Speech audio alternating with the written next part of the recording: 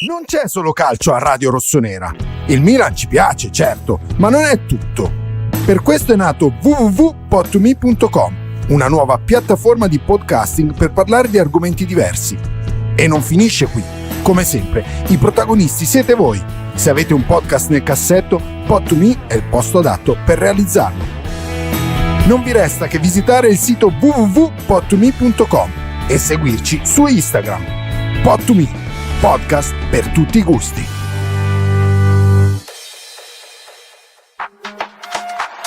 Da oltre 20 anni Europublishing è il punto di riferimento per i tifosi del Milan in tutta Italia. Con i nostri calendari, album di figurine, set cancelleria e carte da gioco portiamo la passione rossonera nelle case, negli uffici e nelle scuole di milioni di appassionati. Rivivi le emozioni delle grandi vittorie, colleziona i tuoi campioni preferiti e porta i colori della tua squadra del cuore sempre con te. Europublishing, quando la passione per il Milan diventa una tradizione. Visita il nostro sito europublishing.it oppure sfoglia il nostro catalogo su Amazon alla pagina Europublishing. Europublishing è qui che batte il cuore rossonero.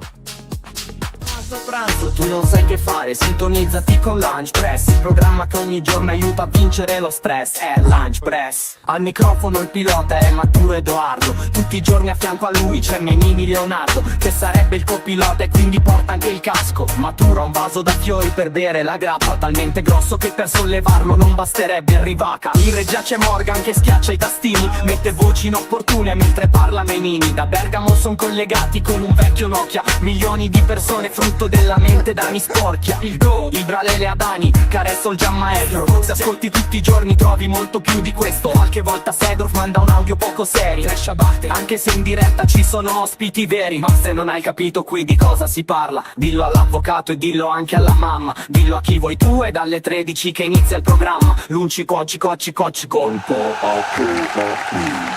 Bentornati a Lunch Press. Sì, Simone, avete ragione voi, anche oggi non si sa che fine ha fatto Menini, ma sarà sostituito degnamente da quello sgabello buono. No, dai, E vai. Ciao Giacomo. Ciao buongiorno. a tutti, io vi ricordo, così mettiamo subito le cose in Sì. chiaro, poi torniamo sul target della trasmissione, però per fare una cosa seria, l'ultima volta che sono venuto a Lunch Press mi avete definito il Menini magro e più vecchio. Quindi strike ve lo siete Te lo sei giocato. legato un po' Oggi al starete dito, tranquilli perché io sono più giovane del buon Leonardo Menini. Ci tengo a ricordarlo, anche se i miei capelli, come mi ha ricordato Morgan in Sì. regia, che salutiamo, non mi aiutano nel calcolo della mia età. Non però ce lo che ci posso meritavamo questo inizio di trasmissione sui capelli di Giacomo, ma recuperiamo perché andiamo a collegarci subito col mister eccetera. Io però prima, ragazzi, che cosa facciamo oggi? Dopo, tra poco andiamo da Daniele Triolo per sentire le ultime legate al campo, perché stasera si gioca oggi match day contro il Lecce. In chiusura di trasmissione però faremo uno speciale. Noi siamo appassionati del bilancio dell'Inter, così come i tifosi dell'Inter sono stati per tanti anni appassionati del nostro bilancio, noi siamo appassionati del loro, e quindi andremo con un grande esperto di economia e mondo della finanza eccetera a capire se quello che ci hanno detto l'altro giorno, ovvero che il bilancio dell'Inter finalmente è sano, è un esempio di positività, è una cosa vera. Quindi per tutti i gufi dovrete aspettare fino alla fine della trasmissione. Ci saranno anche in diretta dalla Marotta League, io so che ci stanno seguendo oggi. Sì, siamo molto interessati a capire come avremmo sistemato i conti, ecco, senza Esatto, da venderne noi lo nessuno, volete senza- sapere. Sì, ecco, non ci crediamo neanche noi a questa cosa, appunto per questo però cerchiamo di capire e di ascoltarvi. Certo, ma cosa sta succedendo in campo, visto che ci siamo? Perché la Marotta League è primi. Oggi, se il Milan dovesse... È Potete vero, fare tutti sì. gli scongiuri che volete. Per qualche ora Per qualche- balzerebbe in testa alla classifica E di questo Serie A. non so, ma la Marotta League prevede questa possibilità? No, infatti il nostro regolamento in teoria prevederebbe che stasera vengono assegnati almeno 3 rigori contro il Milan e che la linea del fuorigioco ci sia una tolleranza di 1 metro per quelli del Lecce, ecco, quindi... Sì, ma è già stato fatto in passato, questa cosa. Non c'era il VAR ai tempi però. Sì, sostanzialmente stasera verrete sconfitti dagli arbitri, ecco, questo è un pochino il pronostico che mi sento di fare, però è chiaro che la nostra impressione è che ci sia qualche talpa che stia cercando di fare una rivoluzione interna. Ma di cosa? Sì, che stia cercando di boicottare la Marotta League e anche per questo, per ragioni di sicurezza... si chiama Lautaro Martinez, probabilmente, che non la butta dentro manco se lo spingono. È lui che sta boicottando la vostra Marotta League. Sì, lui va a segnare con l'Argentina e dopo finisce i gol per l'Inter. Ecco, anche di questo poi dovremo parlare con Lauti. Sì, ma parlatene da un'altra parte, perché, perché c'è da dire però che anche i cambi visti nel derby, insomma... Sì, si è montato insomma, la testa, tu dici. Frattesi, ecco, non so se è più grave averlo messo nel derby o aver speso 25 milioni di euro per riscattarlo quest'estate, ecco. Tantini, Sì, anche Di Marco forse è grave non averlo venduto per 80 milioni quando qualcuno credeva che fosse veramente superiore a De Sciglio. Ma ecco, questo... a De Sciglio, non a Teo. No, perché dicevo, oggi esce ufficialmente FC25, a quanto pare il giocatore più completo di tutto il videogioco è Teo Hernandez e non Di Marco, segnalo agli amici interisti. Videogiocatori. I famosi bug, ecco, come... No, non sono i bug. Presidente del Senato La Russa sull'assenza di Menini, ma chi se ne frega, non c'ha niente di più importante da fare La Russa. Magari però se metto anche l'audio, secondo me servirebbe, può però essere... da farvelo sentire in muto il presidente. È ancora assente. Ha fatto più presenze Poppega l'anno scorso che Menini quest'anno al Launch Press, diciamocelo. Aggiungo io, anche più gol Poppega. Sì, ma fa anche più vacanze di Zlatan Ibrahimovic, Leonardo Menini, che pensavo Poppega io. Già è difficile. Mi sa che Menini non ha capito il mio ruolo, che sta sopra ancora tutti chi lavora. L'abbiamo capito. Tu, Jack, l'hai capito il ruolo di Zlatan Ibrahimovic? No, allora io, a parte quello che litiga con Boban, non ho capito esattamente quale sia la sua collocazione. No, però posso dire Ti devo spiegare il mio ruolo? Eccolo. Sì, in 2 parole, Zlatan, davvero. Io sono sopra tutti, sono boss. Tutti vabbè, lavorano per me, io non faccio niente. Ma tutti i giorni devi ripeterlo per autoconvincerti sta cosa? Cioè, prima di uscire da casa al mattino ti metti allo specchio e dici, tu hai capito il mio ruolo? Io sono soprattutto. Sì, beh, quello che si deve fare, perché nessuno capisce il mio ruolo. Ogni volta che vado in conferenza mi si chiede il mio ruolo. Il mio ruolo è questo, io sono boss, quando c'è gattini, tutti, quando non ci sono tutti fanno gattini, poi quando sono fanno leoni. Zlatan, io però ti volevo chiedere, perché ieri ho visto che eri a vedere la partita del Milan Futuro ed eri tutto pappa e ciccia a chiacchierare con Fonseca. Sì, tra l'altro con un giubbotto orribile. No, Zlatan, io non mi permetterei mai di... No, lo dico io, giubbotto orribile. Pensavo che era Milan Primavera, andavo a vedere mio figlio, invece poi mi sono trovato lì e ho detto chi è questi che gioca? Mi hanno detto Milan Futuro, credibile, non sapevo avevamo anche questa squadra. Ma come no? Ne parli adesso, non so, faccio anche copyright perché ci hanno copiato palese, no? Non si può chiamare Milan Futuro, fare mani ma perché siamo proprio noi, cioè non è che è un'altra squadra, siamo proprio noi. Zlatan, tu sei il boss anche di loro, esatto. Sei il boss anche loro. Hai capito il tuo ruolo? Cioè, sei boss. Amico, il nostro ruolo è AC Milan, quello è Milan Futuro, amico. Ma è sempre il Milan, che c'entra? Milan Primavera non è che gioca solamente da marzo a maggio. Anche perché le malelingue dicono che anche nella decisione di schierare così spesso tuo figlio con la Primavera ci sia un po' lo zampino del boss. Le malelingue. Amico, meno male, perché è l'unico che segna. Abbiamo vinto derby e segnato mio figlio. Settimana prima 2 gol di mio figlio. Settimana prima ancora gol di mio figlio. Meno male. Ma semplicemente perché gli altri è stato vietato di segnare per far emergere. A gennaio vendiamo Morata, gioca mio figlio. No, non esagero. Un saluto a Francesco Camarda che ci chiude così. Che ieri non ha giocato, prima vittoria del Milan Futuro. Vittoria del Milan Futuro 2-1 con sangue, sudore e lacrime. Gol su rimessa lunga. Primo gol che vedo nella mia vita su una rimessa lunga. Che rimessa lunga di Magni, spizzata di Fale. Gol di Xhaka con una difesa addormentatissima. E bel gol da fuori di Ozic. La squadra ovviamente tra il primo e il secondo gol ha provato in tutti i modi a far pareggiare la Spal. Ci è riuscita. Poi all'ultimo l'ha risolta e la Spal ha preso un palo al 93esimo e ci ha fatto sudare freddo. Ma venendo a noi, abbiamo citato Alvaro Morata che questa sera non ci sarà. Hai visto anche il nuovo taglio di capelli di Alvaro? No. Sì, no. sì, sì, si è rasato tutto. Secondo me sono le scorie della rottura con Alice. Perché sai alle che donne le donne piace di cambiano, più- no, le donne cambiano il look e gli uomini fanno pazzie con i capelli. Adesso è pelato come quando faceva fatica a Madrid. sì, eh? A No, Real. no. Volevi imitare Zlatan quando era a Juve, che si era rasato a zero. È vero, Ah, è per vero. era un omaggio, quindi. Si è alzata della Juve. Cioè, Mi ha chiesto anche di rompergli il naso per fare il naso con più simile al mio. con la plastilina si può. È per, si può quello fare. quindi che non ci sarà Morata stasera? Per via della frattura al naso? Sì, inviteremo No, Mucciaccia no. settimana prossima. Fatto? C'è altro problema per Morata, non è come si chiama, non è naso ma altri problemi, lui ha borsite. Allora facciamo così, raga. Andiamoci a collegare con Milan Lab per sapere quali sono le condizioni. Anche perché non so bene di cos'è la Alvaro Morata borsite. e i tempi di recupero. Buongiorno, chef. Buongiorno, allora la borsite è una conseguenza della separazione con la Campello, ti spiego. Allora, quando sei con la Campello la spesa la faceva lei, ora Sì. Morata va da sola a fare spesa e non è abituato a portare le Beh, borse. non via. perché porta lui le borse. Non è Ma non la fa la spesa online? Non gliel'hanno mai insegnato? No, la va a comprare il ragazzo umile, è solo che gli è venuto Ragazzo. l'infiammazione al gomito che si chiama borsite. Ma io pensavo che venne per altri motivi, poi anche l'inizio si è lasciato No, con... quella è la polsite, quella che dici.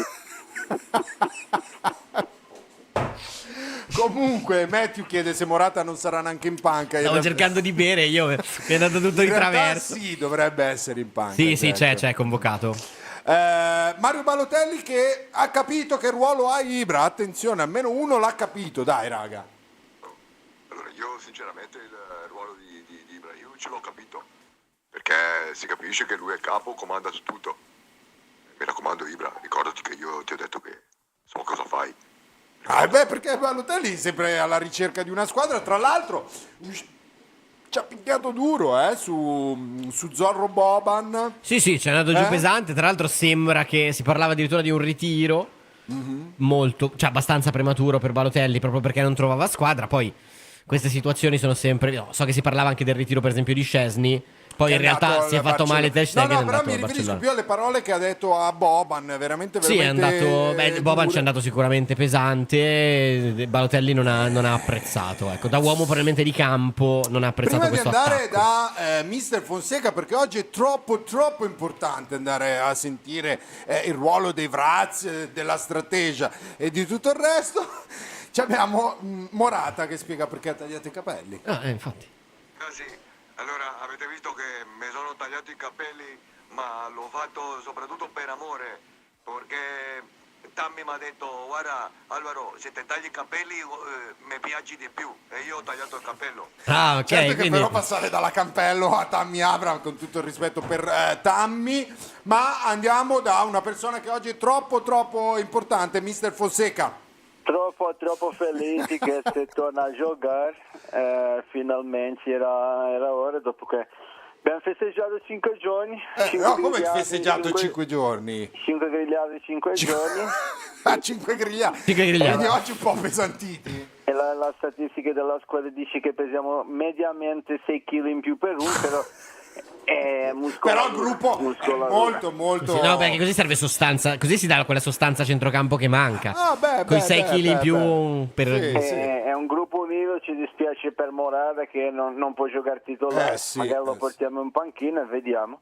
E si alza Sciucu in caso se non c'è posto per sta in piedi a guardare. Si alza Sciucu, cioè Sciucu gli lascia il posto in panchina a Morata perché non... Se la guarda in piedi almeno è come quando è sull'autobus che vedi la signora anziana e fai sedere e Ciucu si alza e fa sedere Morata. No, mister, ma io però ti volevo chiedere, visto che questo retroscena che è emerso della parola coraggio messa negli spogliatoi in tutte le lingue dei giocatori, Coraggio, ma però, si stasera, dice, stasera c'è qualche parola, qualche mantra che sarà appeso nello spogliatoio?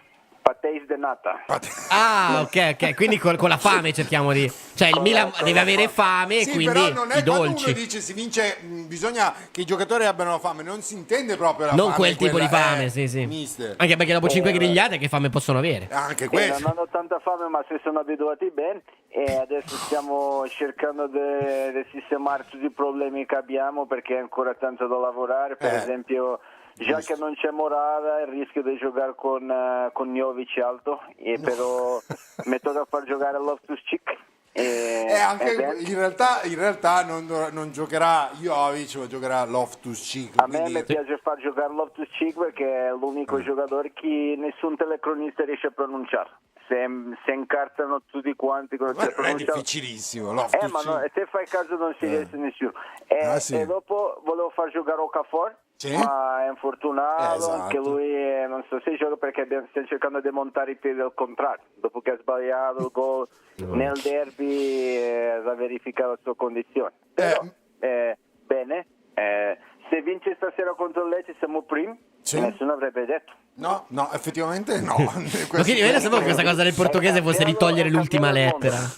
Sì, Cambiato il mondo, in 3 giorni cambiato il mondo. Cambiato il mondo. Vediamo di farlo cambiare anche sul lungo termine. Poi c'è la Champions l'anno prossimo. C'è da dare continuità, è una vittoria, la Certo. famosa rondine che non fa Sì, no, primavera, adesso 3 partite prima della sosta, 3 vittorie, mister. Continuità è una parola che non conosciamo. Se ragiona partita per partita, se perde ci penserà Maurizio Sarri. No. Ah, mister, non così arrendevoli, mister. Cioè, c'è ancora speranza per lei. No. Se vinco sto io, se perdo ci pensa Sarri. Io problemi non ne voglio. Parlavo anche con Zlatan. Io alleno, mi diverto, ma non voglio problemi. Si vede come si diverte, mister, dalla foto quando è arrivato e la foto di adesso. Sai che come comunicazione a me piace. A parte questo modo di parlare mi fa pisciare. Sì, no, a me dispiace che lo trattano sempre un po' coi anche piedi, a me, però lui è È sincero. molto accomodante. Ma accomodante, è sincero, dà l'impressione di dire quello che pensa, che in un mondo così... E soprattutto risponde alle domande e non ci gira intorno. Ad esempio che Zlatan Ibrahimovic non dica quello che pensa, perché sennò vuol dire che veramente pensa come un ragazzino di seconda elementare, no? Sì, guarda, prossimo intervista tipo esatto, sopra la panca K, chi va via per deposto osteria, specchio riflesso, eccetera eccetera, un po' come i dissing tra Fedez e Tony F. Esatto. Il mio faccio dissing con Boban che non ha capito il mio ruolo. Ancora, mi sembra strano peraltro che lei non abbia partecipato, Zlatan, al dissing tra Tony F e Fedez. ha capito il tuo ruolo, Chi non ha capito il mio ruolo? Fedez. No, gli spiego io, lui è tifoso di Milan, gli spiego il mio ruolo. Perché... Non è tifoso di Milan, è sponsor di Milan. Che è Lazza è tifoso di Milan. Lazza è anche tifoso Fedez di ha Milan. tatuaggio di Milan, mi sembra. No, ma quella Non ne ho S idea. con le 2 stanghette è il simbolo del dollaro, non del Milan. È vero che C'è confusione, ma sarà Non perché ha capito il ruolo di Milan, neanche Fedez. No, Fedez no, di sicuro. Sarri ha una domanda. Sì, allora è da più o meno 3 settimane mi fischia alle orecchie. Ora c'è da capire che cosa sta succedendo. Mi dovete dire qualcosa?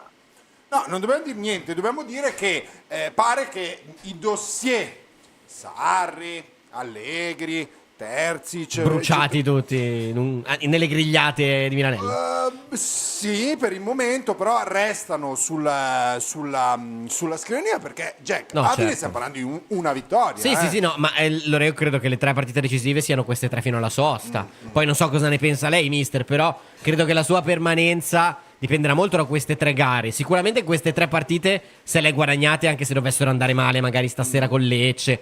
Però credo che alla sosta si farà un bilancio in base anche a come andranno queste 3. Sempre sulla graticola. E c'è anche il Bayern Leverkusen in mezzo, ricordiamolo. Io penso che se già non vinciamo stasera volete che mi esonerà ancora. No, non ha detto questo. No, non scusi. credo, Però no, io mister. penso se non vinco stasera già sono esonerato, anche perché con Leverkusen sicuro Dipende dalla prestazione, vincere mister. contro le non E contro vince. Leverkusen si perde, dai. Non è No, ma possibile. mister, un po' di positività, dai. Stiamo Abbiamo contrattando, provato. dai, facciamo una vittoria e 2 sconfitte. Dai. Beh, contro No, il dai. Lecce voglio dire, stasera ci farete passare una serata sereni. No, Teo. non dirlo, perché devi Teo. dirlo? Non dirlo. Vabbè, Ha ma vinto 4-0 anche Pioli e possiamo vincere anche noi. Questo. appunto. Teo, come sei? Sei in forma per stasera? Forma in grilla, no? Il mio obiettivo stasera è fare gol cost to cost.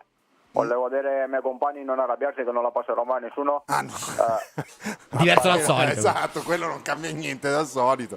Però ho individuato Lecce come obiettivo facile per fare gol cost to cost anche in questo anno. Vabbè, ma perché vuoi fare il gol cost to cost all'anno? Perché almeno vinco premio gol più bello della stagione, no? Che è il Certo, obiettivo certo. principale. No, ma io tra l'altro volevo chiederti, ma adesso questi Principale. rapporti, perché al derby ci ha molto stupito che non ti sei fatto espellere, ma neanche ammonire, quindi non so, cioè è nato dell'affetto magari con Dumfries? No, non me ne fregava niente, no? Ho detto chi se ne frega, non me ne frega niente, se vinciamo, se non vinciamo pazienza, abbiamo vinto, ho approfittato per insultare i tifosi dell'Inter, bueno. Bueno. Comunque, scusate, no, mi è venuto in mente una cosa. Si diceva questa settimana che avrebbe giocato Gimenez, molto probabilmente sulla destra come terzino. La brutta notizia è che dovrebbe venire Emerson Royal. Volevo capire da Zlatan Ibrahimovic se ha capito il ruolo di Emerson Royal. Ma il ruolo di Emerson Royal è semplice, è scatto di Tottenham, noi abbiamo comprato. Certo. Vabbè, sì. essere tipo, com'è che si chiama? Too good to go? Siete passati dal Tottenham. No, perché su verso Google le 19. la roba costa poco. Sta lì la differenza. Ah no, è vero, noi abbiamo pagato anche. Emerson per noi è stato un po' il nostro 8 per 1000, no? È bello fare beneficenza, abbiamo visto tutta gente di Tottenham che era contento se compravamo Emerson, se vendevano, allora abbiamo detto Avete fatti felici. Beh, un bel No, ma hai gesto. capito, ma è- Un bel gesto, Ma hai capito? un bel gesto. È un giro di favori, perché prima il Tottenham ha preso Bentancur e Kulusevski che erano gli scarti della Juve. Adesso noi abbiamo preso lo scarto del Tottenham che è lo Emerson so, però Royal. siamo Quindi noi, adesso la Juventus dovrà ci dovrà prendere rendere un uno favore. scarto del Milan a un certo Ci punto. darà De Sciglio molto probabilmente. Va bene, Non raga. me lo toccate, sempre fallo spiritoso. Come spiritoso, ho detto perché? Cioè De Sciglio Tu stai offendendo il giocatore più vicino nella storia a Maldini. De Sciglio. vicino di posto, penso. Ma neanche perché- No. Come classiche, poi abbiamo avuto delle difficoltà perché degli allenatori non hanno saputo valorizzare. Sì, un bel po' di allenatori. A proposito di Maldini, raga, ha esordito, se non sbaglio, nell'Arsenal un nuovo, Sì, è vero. giovane, un nuovo giocatore che si chiama Maldini. Di nome proprio. Sì, Maldini che È greco, mi pare. qualcosa, eccetera. Di nome fa Maldini perché appunto i suoi Genitori erano fan. degli appassionati. E tra l'altro e sono greci, peraltro, non tipo italiani, greci. Sì, Cioè, è bellissima sta sì, storia. sì. Vabbè. Aspettiamo qualcuno che chiama Ibrahimovic de nome. Non ho mai sentito, Pirlo l'avevo sentito. Vabbè, in Svezia vuoi che non ci sia qualcuno che si chiama- Pozio l'avevo sentito, ma non Ibrahimovic obiettivamente. No, ma scusa, c'è l'Ibrahimovic dov'è che gioca? In Serie A. Nel Frosinone giocava, adesso non Sì, so ma se lui fa sia- se Ibrahimovic, n'è ma andato. fa Ibrahimovic di cognome. Sì, di cognome. Sì, di cognome non dipende dalla scelta, però in teoria. tu Non dici- confondete il ruolo di quell'Ibrahimovic con il mio Il ruolo. no, non è ci nostra mancherebbe intenzione. altro. Signori e signori, il GOAT, mi raccomando, non confondete il suo ruolo, perché il suo ruolo è proprio il GOAT, Daniele Sporchia. Ciao ragazzi, ci vediamo lunedì. Ciao, Sì, Dani, ciao, Dani. buon weekend. Buon weekend. Ciao, Ciao. A me fa morire sta cosa che quando fa il portoghese zacca via l'ultima parola e basta. Beh, ce l'abbiamo già? Sì, andiamo. C'è un altro Vlahovic che tra l'altro dicono essere molto forte. Tu che Vlahovic è a un- te che è un piacciono ragazzo i giovane. giovani, Jack, che detto così salutiamo. Suona terrificantemente esatto, male. salutiamo la Sì, guardia di finanza. è sempre un centravanti, gioca Atalanta. nell'Atalanta. Non mi sembra che ci siano legami di parentela con Dusan, però non ne ho la certezza assoluta. No, non ci sono. È un giocatore, è un buon prospetto, è sicuramente un giocatore interessante. Come al solito dovrà trovare spazio. Diciamo che nel ruolo dei centravanti veri e propri, finché non rientra Scamacca, potrebbe esserci un pochino di spazio per lui, perché alla fine c'è Lukman, c'è De Ketelare, c'è Retegui, e di questi peraltro solo Retegui. Però io c'ho Retegui. Solo a Retegui è una quindi punta per forza davvero, Retegui, perché gli altri forza tre non sono gli altri due non sono proprio Beh, attaccanti. l'Atalanta è però. partita male, te lo aspettavi così, una partenza così? Sì, perché parte sempre così l'Atalanta. Sì. Allora, l'Atalanta perché non No, ha perché ancora tutto vinto? coinciso a livello di tempi, poi potrebbe essere solo un caso, Jack, ma in questa trasmissione io ho detto, raga, quest'anno il campionato lo vince l'Atalanta. Da quel momento è stato un disastro. No, il discorso è che l'Atalanta è quello il motivo per cui non ha ancora vinto e non si è ancora portata a casa soddisfazioni importanti in campionato, perché è un diesel. l'Atalanta l'Atalanta da gennaio diventa praticamente ingiocabile.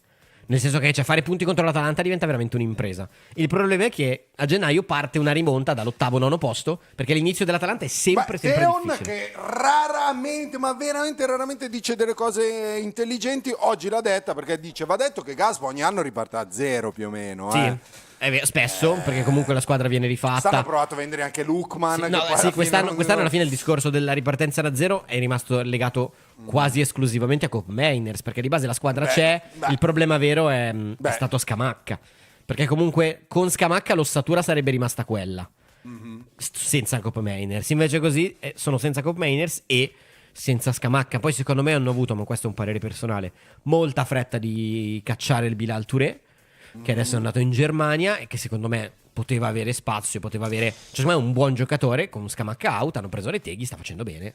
Ascolta, però, tornando a noi, Jack, intanto che andiamo da Triolo, volevo aprire con te la parentesi Leao, perché ieri ne abbiamo discusso. Secondo me, Jack, c'è un po' troppo, come dire, aspettative su questo giocatore, perché dal punto di vista tecnico è un leader, ma ieri ci stavano domandando sul fatto che uno può essere un leader tecnico ma poi non essere un leader in campo, perché quello ha a che fare con il carattere, soprattutto col fatto che gli altri ti devono riconoscere questo ruolo. Ma la domanda è, se poi dovesse il modulo, quello che abbiamo utilizzato al derby, dovesse diventare la nuova pelle del Milan, che ruolo avrebbe Rafa Leao in questa squadra? Cosa dovrebbe fare il Milan? Allora, l'ha detto anche Fonseca in conferenza, Leao sta migliorando, sta crescendo tanto sotto l'aspetto difensivo, che è una notizia buona per i tifosi del Milan, pessima per me che l'ho comprato al Fantacalcio. Anch'io. Ovviamente. In generale, se migliora da un punto di vista difensivo, secondo me può andare a controbilanciare questa verve realizzativa che ogni tanto gli manca, perché il suo problema secondo me è che oggettivamente fa veramente fatica a calciare in porta, non perché non calcia, ma per come calcia. E per un attaccante è un limite oggettivamente enorme, quindi sicuramente deve aggiustarsi un pochino da un punto di vista caratteriale, della garra, della voglia, però nel complesso io credo che sia e possa essere un leader tecnico. Un leader motivazionale, bisognerebbe capire le dinamiche magari intraspogliatoio. Per quanto riguarda il campo, anche il modo in cui esce, io capisco, perché secondo me un leader in una partita come il derby, nei minuti finali, quando la tua squadra sta spingendo per provare a vincere eccetera, vieni tolto, ci sta che ti arrabbi, però anche il suo modo di uscire è stato, quello è secondo me da lì, però il suo è stato polemico ma timido, cioè non so come dire. Ma io voglio giocatori che quando vengono cambiati si incazzano. Sì, però, ma che si incazzano bene, non così. Sì, che si incazzano Non così. bene. Cioè, in questo però momento è già molto più leader Ebram. È Ebram. contento di uscire, o stai vincendo 4-0, No, beh, certo. oppure c'è qualche... O ha fatto veramente quei cambi da standing ovation che si facevano ai tempi, dopo che il giocatore ha fatto doppietta. Jack, ti fermo perché vai. prima di andare dall'ospite di oggi, ragazzi, vi ricordo che è riniziata la scuola e potete acquistare questi meravigliosi kit scolastici sul sito di europublishing.it oppure su Amazon alla pagina di Europublishing, perché quando ero piccolo io non c'erano le matite, le robe, il materiale scolastico targato Milan. Adesso grazie a Dio c'è e voi siete la prima generazione di genitori che la potete regalare ai vostri figli. Bentornato a Daniele Triolo, Pianeta Milan. Ciao Dani. Ciao ragazzi, buon pomeriggio. Oh, eccoci qui Dani, finalmente dopo il derby un po' di relax, ma non troppo, perché siamo già appunto in giornata di partita e dicevamo, Dani, Fonseca sì, va bene, abbiamo vinto il derby, ma adesso queste 3 partite poi si deciderà il futuro di Fonseca, oppure è già deciso, cioè il derby ha già messo a posto le cose? Beh, allora diciamo che innanzitutto vi ricordate, come avevo detto la volta scorsa, Fonseca non avrebbe perso la panchina anche dopo il derby. Fortunatamente il Milan il derby l'ha vinto bene, l'ha dominato, perché il 2-1 alla fine è stato anche un risultato che andava stretto ai rossoneri e si può guardare al futuro con più ottimismo. Come ha detto Gabbia in questi giorni però, se non si dà seguito a quello che è stato fatto nel derby, di fatto la vittoria sarà valsa 0 quasi. Quindi già stasera contro il Lecce il Milan sarà chiamato a una controprova convincente per poi presentarsi alle 2 trasferte prima della sosta contro il Bayer Leverkusen e contro la Fiorentina con rinnovato ottimismo e le capacità per poter fare filotto. Speriamo, vediamo, la squadra ha sicuramente recuperato uno stato psicofisico migliore rispetto a quello che aveva la settimana scorsa, per esempio. Tutto sta però a vedere come andranno le prossime partite. Di certo il Milan, prima di esonerare Fonseca, ci pensa. Il contratto è triennale, il progetto è a lungo respiro, la società si fida delle idee dell'allenatore, i giocatori hanno dimostrato di essere con l'allenatore, l'avete visto nei festeggiamenti post derby, quindi io penso che si andrà avanti così. Chiaramente, come per tutti, parleranno i risultati e saranno quelli il giudice, il campo. Stasera il Lecce, non c'è Alvaro Morata infortunato, che però dovrebbe essere in panchina. A differenza di Noah Okafor, che invece neanche in panchina. Quindi al di là di questo, stesse scelte del derby, compreso Emerson Royal, perché in settimana si era parlato di una possibilità per Gimenez come terzino destro. Cosa ti risulta? Allora, Okafor non è convocato, Morata ci sarà, ma non credo che scenderà in campo. Poi bisognerà anche vedere come si metterà la partita, chiaramente. Giocherà Loftus-Cheek al posto di Alvaro, vedremo se lui più avanzato o Reinders più avanzato, questo lo vedremo immediatamente, insomma, quando inizierà Milan-Lecce questa sera, a base alla posizione che prenderanno i giocatori. La mia impressione è che ci giocherà però Loftus-Cheek per caratteristiche, e Emerson Royal confermato a destra. Jimenez, che non era ieri con il Milan Futuro, andrà in panchina, si è allenato con la prima squadra in questi giorni, sarà aggregato perché Calabria, come sapete, è out. E Fonseca l'ha detto in conferenza: turnover sì, mi piace farlo, mi fido di tutti, prima però troviamo un equilibrio. Quindi prima trova la stabilità della squadra, come ha spiegato ieri durante la chiacchierata con i cronisti, e poi eventualmente va a cambiare quelle 2 o 3 pedine mano a mano, partita per partita, in base a come li vede in allenamento. Di certo è però che ora la formazione chiaramente va confermata, anche se sono passati pochi giorni poi alla fine dal derby giocato. Dani, io proprio a proposito di questo turnover di cui si parla, perché comunque guardando il calendario del Milan pre-sosta, sì, mancano ancora 3 gare, però per come è messo il calendario sono 3 gare in cui c'è un certo respiro, perché comunque venerdì, stasera, poi il Leverkusen martedì, poi la Fiorentina domenica, quindi spazio c'è. Cioè tu ti aspetti, diciamo, nei ruoli un pochino più caldi, con più dubbi, quindi io penso a Gabbia Tomori con Pavlovic fuori, penso alla questione anche un pochino sulla tre quarti più avanzata. Ti aspetti grosso modo che la scelta sarà sempre quella, o comunque ti aspetti un pochino di turnover, ed eventualmente dove, visto che del trittico di partite quella di oggi sembra la più abbordabile? Ma infatti io il turnover me lo sarei aspettato più oggi, dico la verità, perché da domenica a venerdì magari i giorni non sono tantissimi, considerando il lunedì di riposo, quindi pochi allenamenti in mezzo, e la qualità dell'avversario. Il Lecce è un avversario che darà filo da torcere al Milan, sicuramente però presumo meno di quello che potranno fare il Leverkusen in Germania e la Fiorentina al Franchi. Quindi aspettavo magari un pizzico di turnover in più oggi. Fonseca a quanto pare però non intende farlo. A questo punto credo che si andrà per 3 partite consecutive con la formazione tra virgolette migliore, quindi con i giocatori più rodati e in forma, e poi magari si vedrà se cambiare più in là. Alla fine il turnover, per come lo intendo io personalmente, è un turnover alla Simone Inzaghi, cioè giocano sempre migliore all'inizio, andiamo 3-0 e poi al 60° di cambio. Difficilmente io farei un turnover integrale cambiando mezza formazione o quasi la totalità dei giocatori. Cioè quelli che faceva Pioli in pratica. Questo l'hai detto tu. No, faceva così Pioli. No, io infatti l'ultima cosa che ti volevo chiedere riguarda Chukwueze, perché io non riesco a capire se Fonseca sia un allenatore magari un po' umorale, ecco, diciamo così. Però vedo che comunque giocatori che sono stati pilastri nell'estate rossonera, e vabbè, parlo ovviamente di Liberali per esempio, però capisco che Liberali non trovi spazio, Però Chukwueze, che sembrava il giocatore rinato, No, dicono che è stato il più in forma, il più brillante. cioè adesso della proprio tournée. non gli vengono neanche fornite chance. Cioè, se viene tolto Pulisic, viene messo Okafor. Cioè, Chukwueze proprio, non dico messo fuori rosa, ma sembra quasi così. Allora, credo che si torni al concetto di equilibrio di cui parlava Fonseca ieri in conferenza.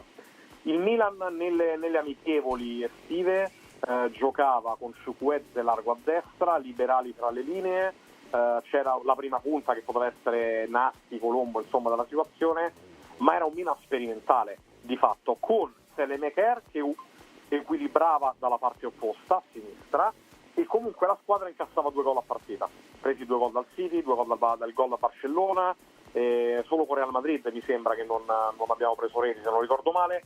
Vabbè, insomma, comunque la squadra doveva trovare ancora il suo equilibrio. Chukwueze brillava perché mancavano i presunti titolari. Tornato Pulisic, tornato Leao, e Leao l'avete visto che non rientra tantissimo a coprire, trovato un assetto con Abraham o Morata o tutte e due lì davanti, chiaramente Chukwueze fa fatica a giocare per vari motivi. Il primo perché Chukwueze di fatto è un attaccante. Chukwueze non è un'ala che rientra, non è un'ala che fa copertura. Chukwueze è una seconda punta prestato all'esterno e quindi fa fatica proprio tatticamente a trovare la posizione. E poi perché con Pulisic messo più al centro, sì, l'americano rientra, l'americano fa copertura, ma non fa né il lavoro che fa Morata né il lavoro che fa Loftus-Cheek con Reinders. Quindi comunque di fatto ha dimostrato di trovarsi meglio a destra, perché Pulisic partendo da quella posizione lì, rientrando sì, ma sta sulla zona di destra, riesce a dare il meglio, e Chukwueze è un po' chiuso. Quindi Chukwueze o Pulisic va fuori o Chukwueze fa fatica a trovare spazio. Però voglio vedere chi ha il coraggio di lasciare fuori un Pulisic Ma in questa forma. È il giocatore migliore del Milan. Appunto. Come lo fai a togliere? Dani, prima di salutarti, veramente una battuta al volo, perché tanto poi ci riaggiorniamo settimana prossima su questo argomento, però possiamo dire Maignan più vicino al rinnovo, mentre Calabria e Teo ancora lontani? Allora, per quanto riguarda Maignan, i dialoghi procedono, il rinnovo è molto probabile per un semplice motivo anche economico, perché Maignan ha un ingaggio di sotto i 3 milioni di euro, bonus inclusi, che è il primo contratto di fatto, quello che siglò con Maldini e Massara nel 2021. Quindi per un portiere di quella caratura il Milan un sacrificio per arrivare a 5 più bonus stipendio Leao lo fa. Quindi Maignan raddoppia la paga, il Milan è contento, il giocatore è contento, il giocatore rimane, anche perché di squadre in Europa che vogliono un portiere ci sono, ma di squadre in Europa che vogliono un portiere a 80 milioni non ne trovi. Quindi alla fine tutti felici e contenti, Maignan avrà l'ingaggio praticamente raddoppiato e il Milan si tiene il suo fenomeno in porta. Per Calabria ad oggi non risultano grandi contatti, diciamo contatti quasi prossimi allo zero, e la mia sensazione è che il Milan voglia perderlo a zero, cioè il Milan vuole proprio cambiare sulla destra e non vuole confermare Calabria nella prossima stagione. Che chiede 2,5 Calabria. Sì, Calabria inizialmente si diceva che lui avesse chiesto il raddoppio dell'ingaggio, non è vero nulla. Lui attualmente ne prende 2, ha chiesto un piccolo aumento, intorno ai 2,5, dovrebbe essere proprio una decisione del Milan quella di non andare avanti nei negoziati. Quindi vedremo quello che succederà. Abbiamo perso così, ragazzi, gente come che sì, come Donnarumma. potremmo perdere anche Calabria. Certo, per carità, poi il tarlo che ho io in testa è che evidentemente a questa proprietà il milanismo fa proprio schifo. Ve la butto proprio come però allora è una riflessione che meriterebbe di essere esplosa, perché sono abbastanza d'accordo con te, però poi ci vuole anche la qualità, cioè in questo momento certo. Gabbia è molto diverso da Calabria come discorso, No, chiaramente non basta essere milanisti per essere giocatori da Milan, ovviamente anche il buon Yacine Adli è un giocatore che tutti adoriamo per come ama il Milan, però fa panchina anche a Firenze, quindi per capirci insomma, però ecco, magari un trattamento diverso per Calabria, anche un rinnovo di contratto per fargli fare panchina me lo sarei aspettato. Sì, però perché per forza salire, magari a scendere in base alle... se è vero come è vero che De Bruyne si è presentato a rinnovare il contratto dati alla mano, dicendo io merito 15 milioni all'anno perché questi sono i miei dati, Calabria deve anche portarsi a casa il fatto adesso i guadagni 2, vuoi rinnovare a 1,2, 1,3? Perché non è un insulto, non è che per forza non c'è scritto da nessuna parte che bisogna sempre rinegoziare. Beh, ma adesso infatti un discorso sarà quello di Gabbia, perché Dani, correggimi se sbaglio, ma Gabbia prende 600.000 euro all'anno. Sì, Gabbia prende uno stipendio 600.000 euro all'anno? Sì, Gabbia prende sotto il milione, ora di preciso non... Che poi lo diciamo così, mi fa ridere perché lo diciamo, Certo. è un poveraccio, cioè No, chiaro. guadagna più di tutti noi messi insieme, più di quello che noi guadagneremo in tutta la vita, però lo consideriamo un poveraccio, che effettivamente è... No, cioè io penso che se continua di questo passo si dovrà andare incontro a un adeguamento. Sì, Gabbia sotto i 2 non firma adesso. Giusto, oggettivamente. Gabbia sotto i 2 quello non è firma. giusto, quello è giusto. È un titolare di fatto certo. del Milan, e se Pavlovic ha firmato 1,5 milioni, 1,8 milioni bonus inclusi, Gabbia più o meno siamo lì, 1,8, 2 milioni, quella è la cifra lì. Teo Hernandez è un bel punto di domanda. Perché? Perché già prende 4 più bonus. L'idea del Milan è offrirgli 5 più bonus come Leao, quindi per farlo come Maignan, per farlo arrivare a 7 al massimo bonus inclusi. La domanda è: Teo vuole rimanere? Perché l'anno scorso c'era stato un po' di come si può dire, di freddezza su questo argomento, nel senso... Sì, quelle dichiarazioni con la Francia. Sì, lui al Milan sta bene, però se arriva l'offerta dal top club la vuole prendere in considerazione, perché dopo 5 anni potrebbe anche cambiare. Il problema è per il Milan e per Teo che le offerte da 70, 80, 90 non arrivano. Gli ingaggi da 10 milioni che gli hanno promesso non arrivano, perché il Real Madrid ha rinnovato Mendy fino al 2027. Potrebbe arrivare un'offerta dal Bayern Monaco perché perderà Davis a parametro zero, ma il Bayern sopra i 40 Teo non lo paga. Dove va Davis? Davis dovrebbe andare al Real. Si parlava di Real. Che domande, scusatemi. Quindi il Bayern resta scoperto, il Bayern potrebbe volere Teo, ma una cifra intorno ai 40, 45, 50 milioni proprio che si spremono.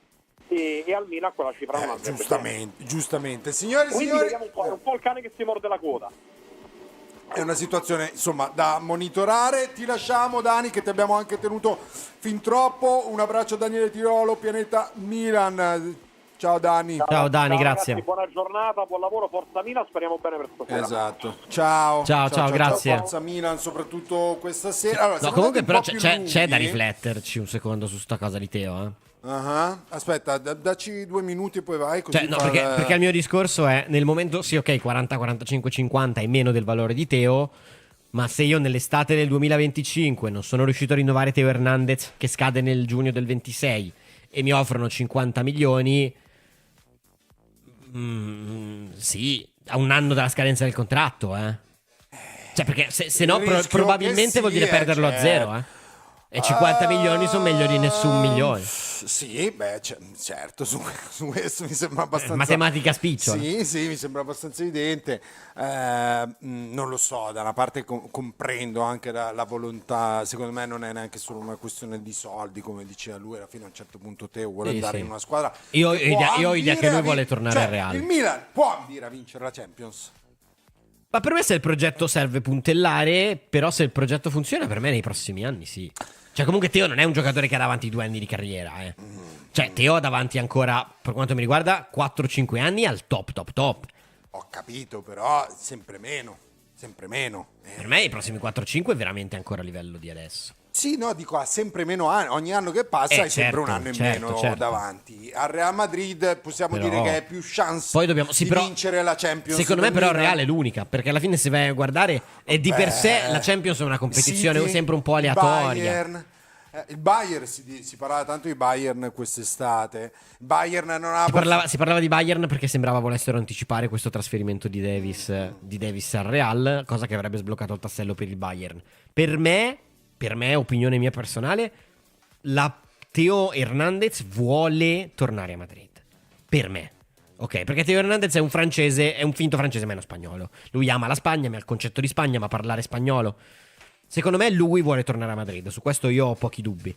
Quindi secondo me, comunque con un'offerta del Bayern, del Manchester City ci potrebbe pensare. Secondo me, se arriva un'offerta dal Real Madrid non ci pensa Sì, il neanche. Bayern non vince la Champions da una vita, ma se dovessimo dire chi ha più chance di vincere la Champions tra Bayern e Milan, raga, ditemi il Milan, che allora Il Real Madrid. alzo Comunque, le mani, ok. alzo le mani. così. Secondo me, nettamente sopra tutte le altre ce n'è solo una, che è il Real. Un pochino sotto io metto il Manchester City e il Bayern e l'Inter, e sotto metto tutti gli altri.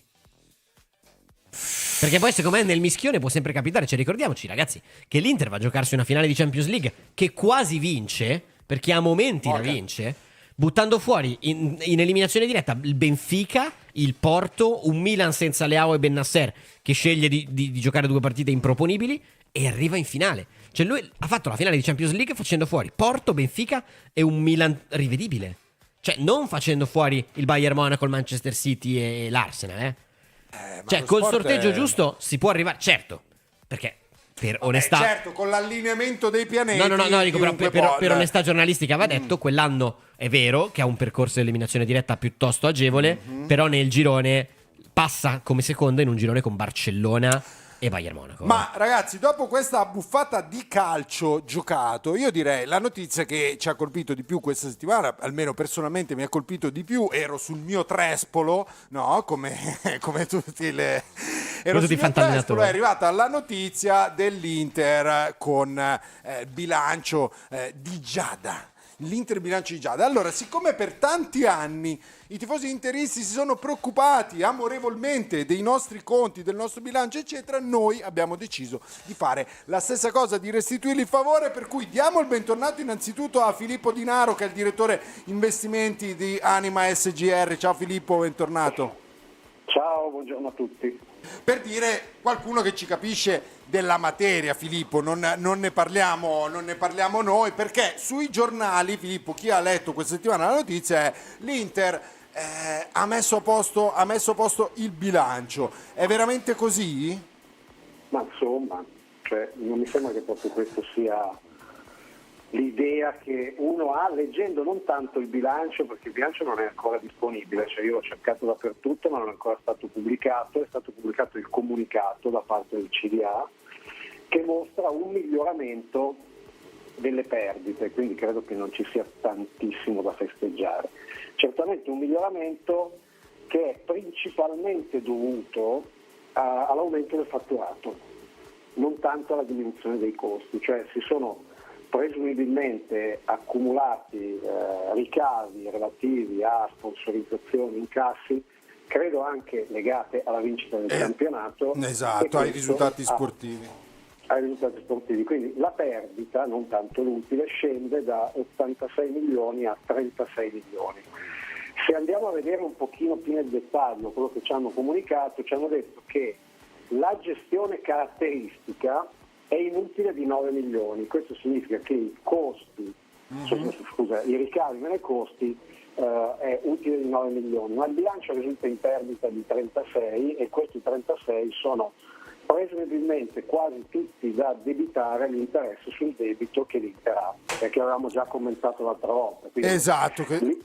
l'Inter ha 415 milioni di debito che scadono nel 2027 e su quello paga forti interessi, e quindi vediamo che evidentemente li porta ancora una volta in perdita. Quindi tu dici ricavi aumentati per quello che è l'andamento sportivo, per quello che sono le sponsorizzazioni, perché effettivamente l'Inter sta chiudendo un bel po' di nuove sponsorizzazioni, questo bisogna dire la verità, però dice a livello di costi non hanno diminuito, effettivamente quest'estate è stato rinnovato Lautaro, insomma l'Inter ha tenuto i migliori. Qualcuno, Filippo, si sarebbe aspettato, arriva al fondo e inizia l'opera di dimagrimento dell'Inter. In realtà questa cosa non c'è stata. Alla luce anche di queste notizie, ci sarà o no? Cioè, per noi gufi, Filippo, e parlo di me, c'è un futuro?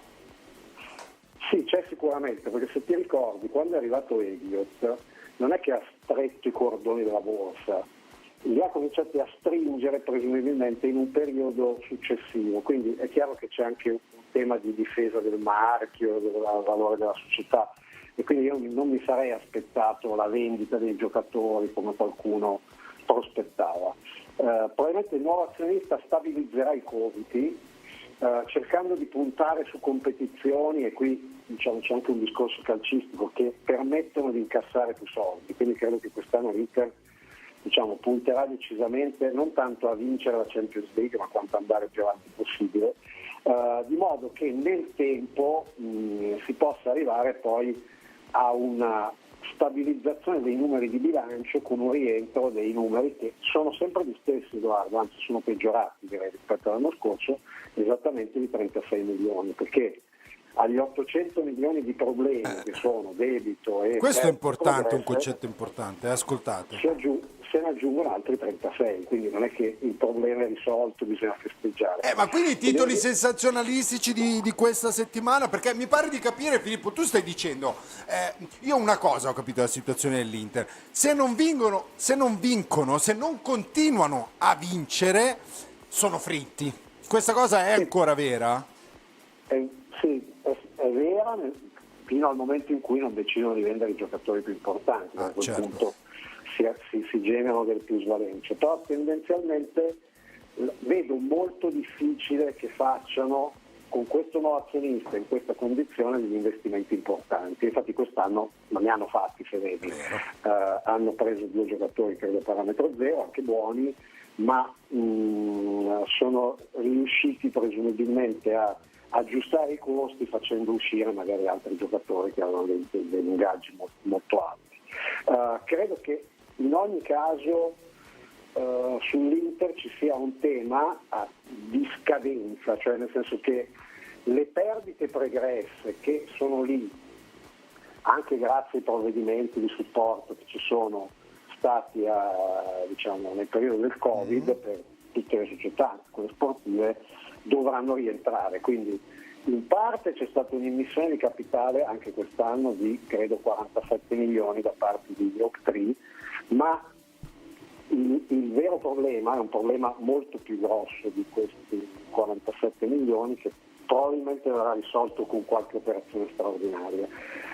Perché siamo ancora, scusami, in un periodo speciale, chiamiamolo così, di deroga rispetto, appunto, come faceva riferimento Filippo, sono cambiate le regole per quanto riguarda il Covid e quindi, come dire, sono state allentati i vincoli, no? Finanziari per poi potersi iscrivere al campionato, eccetera. Non dovevi ripianare subito le perdite, ma hai del tempo per poterle ripianare. Cosa corretta forse nella prima fase, se la guardi poi un anno e mezzo dopo il Covid, in realtà siamo tornati a una normalità abbastanza tranquilla. Quindi il provvedimento questa roba quando finisce? Comincia a finire dal 2026, quindi ci sarà una progressione di perdite accumulate nel corso del tempo che dovranno essere reintegrate in qualche modo. Quindi ancora per qualche tempo c'è una sorta di limbo, e dopodiché la situazione dovrebbe essere rinormalizzata. Filippo, cambiamo pagina perché ho altri 2 temi di cui vorrei parlare con te. Il primo è lo stadio, perché è legato un po' anche all'Inter, no? È cambiato lo scenario, soprattutto direi l'elemento più importante è che Milan e Inter hanno convenuto sul fare lo stadio insieme rispetto al passato, si dice per una questione legata ai costi. Si è ritornati a San Siro. Tu, Filippo, che idea ti sei fatto di tutta questa storia e come andrà a finire? La mia idea è un grande cioè nel senso che la situazione mi sembra abbastanza contorta, con una serie di annunci di varia natura, progetti da una parte, progetti dall'altra, San Donato, Rozzano, San Siro, nuovo stadio vicino a San Siro, eccetera. Ti faccio solo una considerazione però. Sullo stadio c'è un tema di maggiori ricavi. Qual è la società più importante che in Italia ha un suo stadio in proprietà? La Juventus. Non mi sembra che questo sul suo bilancio incida in maniera particolarmente positiva, anzi no, ma comunque non è un elemento che li ha portati in una nuova dimensione. Infatti la Juve ha un problema di bilancio, in parte dovuto alla non partecipazione alle coppe l'anno scorso, ma certamente è un problema di bilancio. Quindi io aspetto, anzi sono troppo affezionato a San Siro per aspettarmi un cambiamento, aspetto di vedere quello che succederà. Non credo sinceramente sia un game changer straordinario, e questa è un'idea che mi sono fatto anche guardando quello che succede alle altre squadre italiane, per cui questo però è già diverso rispetto a quella che è la narrazione principale, perché pare che appunto senza il nuovo stadio nessuna squadra possa immaginare un futuro nel calcio. Tu invece dici sì, è importante, ma fino a un certo punto. Scusami se accelero, ma abbiamo 5 minuti e veramente sono interessati. Sì? Sono veramente interessato, Filippo, alla tua opinione, dal tuo punto di vista, dalla tua angolazione, no? Quindi da chi lavora in un ambito finanziario, della gestione del Milan, no? Perché ovviamente tu sei aggiornatissimo su tutto quello che è il dibattito intorno al Milan, i tifosi con la proprietà, accusata di essere un po' troppo, come dire, attenta su settori moda, entertainment, eccetera, eccetera, un po' meno sul lato sportivo. Gli aziendalisti dicono ma voi non capite perché la cultura negli Stati Uniti è questa. Cardinale dice il club è mio, non è dei tifosi, voglio dare una mano addirittura a tutto il movimento italiano a svilupparsi. Invece un'altra ala dei tifosi dice ridateci il Milan, sostanzialmente per ridurla all'osso. Dacci la tua visione. Allora, la mia visione di pancia è la seconda parte dei tifosi che hai descritto, ridateci il Milan. Io ho come la sensazione che la proprietà voglia portare in maniera potente un modello non nostro, non europeo di gestione del club qui da noi, e credo che tendenzialmente questo sia qualcosa che non porterà a nulla di buono, nel senso che vedo con difficoltà attecchire le dinamiche del campionato competitivo in cui le squadre, se vincono più squadre c'è più competizione, più interessante, perché l'Italia è un paese di campanili e quindi da questo punto di vista questo tipo di cultura nordamericana in cui le società, tra l'altro non retrocedono, Edoardo, e sono sempre le stesse che gestiscono questo enorme business pubblicitario attorno allo sport, è un qualcosa di profondamente diverso rispetto a quella che è la cultura europea dello sport, che è una cultura molto più incendiaria dal punto di vista dei campanili. E quindi penso che sia giusto in un certo senso lavorare su quello che può essere il marketing, la promozione, ma non sia tanto corretto indicare ai tifosi una strada che è quella classica dello sport americano, non è quella dello sport europeo. Tu dici alla fine quindi il modello dovrà essere un modello per forza di cose che viene ibridato, cioè si prova a tenere quello che c'è di più buono nei due modelli, perché perché ascolta, sì, un po' va spinta quell'aspetto. Un tempo nessuno comprava le magliette ufficiali perché comprare fuori dallo stadio nei baracchini, eccetera, eccetera, e non andava bene. Okay, su questo siamo d'accordo. E quindi la società ne aveva un danno, eccetera, eccetera, eccetera. Però guardiamo a livello europeo, non so, la squadra più vincente, Real Madrid.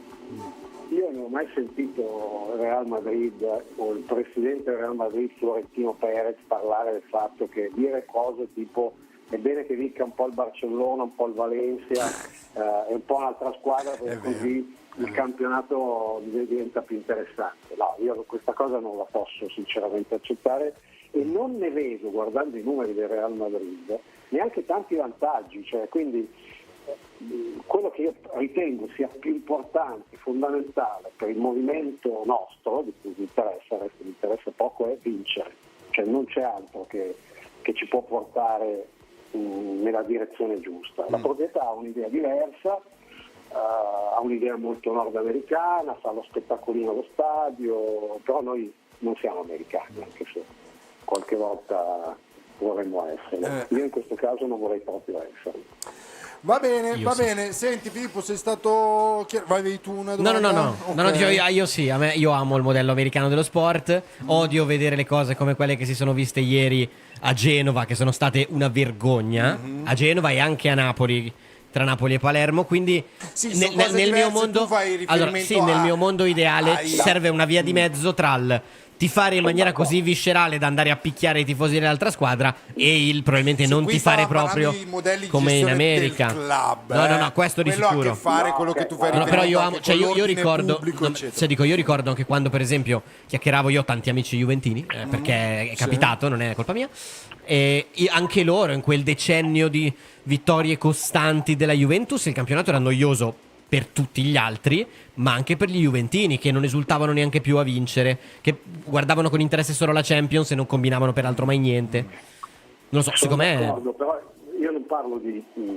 scontri tra tifosi, eccetera. Sto semplicemente dicendo che nel rafforzamento della propria squadra che prevale sulle altre c'è secondo me la strada. Poi è chiaro che se vince sempre la stessa squadra ci si annoia, ma un elemento sostanziale dello sport, del calcio nostro, è sempre stato quello della contrapposizione di non tifoserie quanto di squadre che cercano di vincere, non che sono contenti se vincono anche gli altri, perché così il campionato è più competitivo. In questi anni, guarda caso, hanno vinto sempre squadre diverse più o meno, e il campionato è diventato più interessante, è vero, ma nessuna delle squadre che ha vinto ha mai pensato, o meglio, nessuna delle squadre che ha perso ha festeggiato la vittoria dell'altro, perché così c'era la circolazione dello spirito. Sì, esatto. Questo messaggio lo giudico abbastanza delirante da tifoso, e penso che quello che tu hai citato, cioè il fatto, è vero, la Juve ha vinto per 10 anni, l'abbiamo passata anche un po' noi. Bravo, lì volevo arrivare, Filippo. Volevo raccontare a quelli di questa generazione che sono dell'83. io non ho mai visto il Milan vincere tanto. Sono della generazione cresciuta a pane e Coppa dei Campioni. Noi non si vinceva tutti gli anni la Coppa dei Campioni, ma quasi. Ti posso assicurare, Jack, ti posso giurare. È la Coppa dei Campioni, su chi diverso. vuoi, che non mi sono mai annoiato. Ma è non mi sono mai diverso, è stufato. diverso. Invece, pensa se avessi vinto 10 anni di fila al campionato senza neanche mai andare vicino alla Champions. No, ma aspetta, c'è un episodio che secondo me un po' ricorda, non sono 10 anni ma sono 3 anni, sono i 3 anni di Capello. Evidentemente lo stadio, se tu vai a vedere, io c'ero, la dinamica che c'era allo stadio fra l'88, la vittoria di Sacchi e l'ultima vittoria di Capello, quella del 96, lo stadio non era pieno perché ci eravamo abituati alla vittoria, e quindi c'è stato questo periodo di stanca, di stanca, perché tanto vincevamo sempre, avevamo la squadra degli imbattibili, come si chiama, e questo può portare dei momenti in cui il movimento calcistico magari non è così tanto al centro dell'attenzione, però proprio in quel periodo siamo andati 3 volte di fila in finale di Coppa dei Campioni, quindi la squadra era comunque vincente, anche se troppo vincente a livello nazionale. Io penso che queste piccole dinamiche di abbassamento dei fatturati dovuti a questi periodi sono degli episodi, e quindi tutto il resto del periodo che mi ricordo, da quando seguo il Milan, è un periodo di sconfitte, vittorie continue, discontinue, e sconfitte, vittorie, discontinue anche di altre squadre, delle altre squadre più importanti in Italia. Credo che questa cosa che loro dichiarano come il paradiso in cui un anno vinci tu, un anno vinco io, quindi sono contenti i tifosi, sia qualcosa di un po' artificiale, un po' di plastica, e quindi ritengo che per far crescere il Milan, il suo fatturato, tanto sappiamo che è un fondo e quindi l'interesse è in quella direzione principale, poi anche attraverso il campo, attraverso i risultati, l'unica strada sia investire nella squadra. Lo hanno anche fatto, non sto dicendo che non lo stiano facendo, ma i tifosi poi non capiscono questa idea che viene proclamata in una conferenza, non so dove sia stata, dall'altra parte dell'oceano, e qui in fondo è bello che vinca anche l'Inter. Io questa roba qua non la riesco tanto a vincere. No, esatto, soprattutto se la seconda squadra è l'Inter. Filippo, ti giro, qualcuno ha chiesto se vuoi diventare suo papà, qualcuno ti ringrazia per l'analisi, Ho già 3 figli. Diciamo che da quel punto di vista è già a posto. Va bene, allora ti ringraziamo Filippo e ci sentiamo presto, grazie mille. A presto. Ciao Filippo, grazie. Ciao, buona giornata, buon lavoro. È un argomento Mazza quante ne sa però, che fa mamma mia, discutere. ne sa veramente a pacchi, perché se no io l'avrei risolta con l'Inter stanno con le pezze al culo, però serviva argomentare. Poco professionale. Dai, io mi sono preso il mio hating per aver detto che mi piace lo sport americano. Ma ci sta. Sì, no, dico per me, cioè io dopo 10 anni in cui facevo delle settimanacce di merda perché tutti i weekend il Milan faceva schifo, mi condizionava l'umore, ho deciso che sì, il Milan è importante, però ci sono cose più importanti nella mia vita che mi condizionano l'umore. Io più o meno a 10-11 anni ho scoperto che c'erano cose più importanti anche del Milan, una in particolare. Quindi... E poi dopo fuori onda mi dici cosa? Sì. Chissà, io penso che i 462 spettatori collegati lo abbiano capito tutti. Grazie a Morgan in regia, grazie a Giacomo. Grazie a te. Quando, Jack? Quando non c'è Leo. Io allora lunedì ci sarà Chiama Milan al mattino, torna Chiama Milan, dove finalmente noi stiamo un po' zitti per la vostra gioia e parlate voi. E poi ci sarà, questo ve lo dico, un episodio specialissimo di Future Stars lunedì, perché per via di un incasinamento di palinsesto dovuto alla Champions, dovuto al Milan futuro che gioca di lunedì sera, Future Stars, l'unica trasmissione su YouTube che parla esclusivamente di Milan futuro, andrà in onda lunedì alle 22:45 circa e sarà in diretta, 45 minuti in diretta per parlare delle ultime 2 partite del Milan futuro, la vittoria di ieri con la SPAL e la vediamo con la Lucchese di lunedì. Quindi gli appuntamenti ve li avete andati, non avete più scuse per non seguirci. Grazie anche a Daniele Driolo, Filippo Dinaro, Gianluca Docimo, Daniele Sporchi. Ti rendi conto quanta gente dietro la realizzazione di questa Infatti siamo andati lunghissimi. Ma soprattutto a voi, ci vediamo lunedì. Ciao ragazzi. Da oltre 20 anni Europublishing è il punto di riferimento per i tifosi del Milan in tutta Italia. Con i nostri calendari, album di figurine, set cancelleria e carte da gioco portiamo la passione rossonera nelle case, negli uffici e nelle scuole di milioni di appassionati. Rivivi le emozioni delle grandi vittorie, colleziona i tuoi campioni preferiti e porta i colori della tua squadra del cuore sempre con te. Europublishing, quando la passione per il Milan diventa una tradizione. Visita il nostro sito europublishing.it oppure sfoglia il nostro catalogo su Amazon alla pagina Europublishing.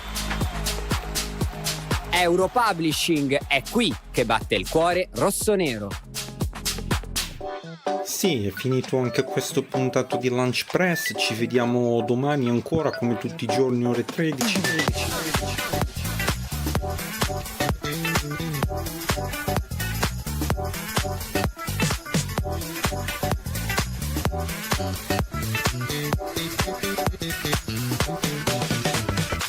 Per fare tanti gol insieme.